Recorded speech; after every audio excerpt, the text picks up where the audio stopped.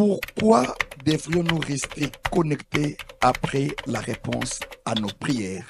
C'est une question que nous allons répondre dans notre rubrique « Dites-nous, pasteur ». Là, nous sommes dans les livres de Marc chapitre 10, les versets 53. Tu remarqueras, lorsque Bartimée a recouvert sa vie, Bartimée n'était plus aveugle, il a compris une chose. Je pense qu'il devait rentrer dans sa famille pour donner le témoignage de ce que Jésus a fait dans sa vie. Mais chose grave, la Bible dit dans Marc chapitre 10, verset 53, Bartimée suivit Jésus sur les chemins.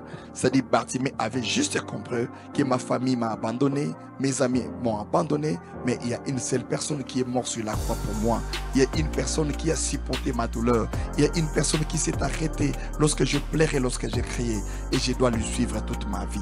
Je voulais dire à quelqu'un à travers cette rubrique qu'à chaque fois que l'Éternel te donne une réponse favorable à tes problèmes, à tes préoccupations, tu dois nécessairement les suivre sur les chemins.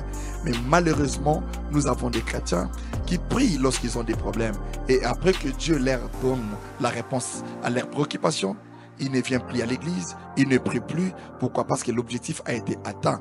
Mais je voulais conseiller au peuple de Dieu à travers cette rubrique, à chaque fois que l'Éternel te donnera une réponse favorable, à chaque fois que Dieu te donnera le mariage, l'argent, le travail, tout ce que ton cœur désire, attache-toi à Dieu et reste toujours connecté malgré la réponse que Dieu vous donne. C'est pourquoi Bartimée, la Bible dit, suivit Jésus sur les chemins. Les conseils d'aujourd'hui, nous voulons dire au peuple de Dieu, il y a des fois que nous avons des problèmes, il y a des fois que nous traversons des moments difficiles et nous venons à l'église, dans notre chambre, dans la présence du Seigneur pour implorer la grâce divine de Dieu. Et à chaque fois que Dieu nous répond, il faut toujours rester fidèle à ton poste, fidèle à Dieu, continuer le même rythme de la prière.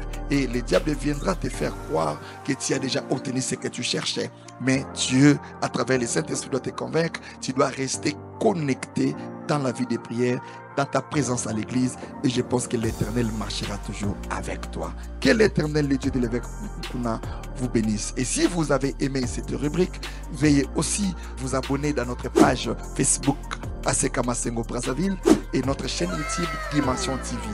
Je vous salue et au prochain numéro.